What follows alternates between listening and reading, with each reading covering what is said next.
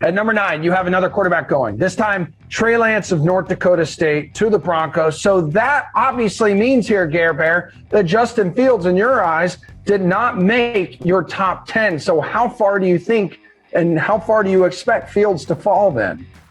I mean, if we work under the framework that no one makes a trade, which I think is pretty unlikely, he could obviously fall as far as 15. And I think Patriots fans would be incredibly happy if that scenario were to play. Yeah, because there were some reports, too, that they've been like kind of flirting a little bit with the Panthers there at 8 to get up and potentially take Fields.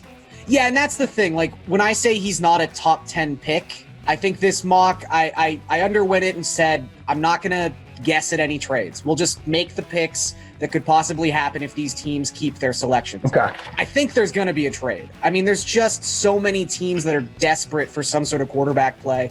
Whether it's the Patriots, whether it's the Bears, whether it's Washington, there's just a lot of teams that seem like they need to take one of these guys. And there's a surplus of quarterbacks. And there's also a bunch of teams who it doesn't really seem like they want to pick where they are currently picking. The Dolphins, as I mentioned, they probably want a skill position player, but they don't need to pick at 6. The Lions have so many needs that I'm sure they would be very happy to move down and acquire more draft capital.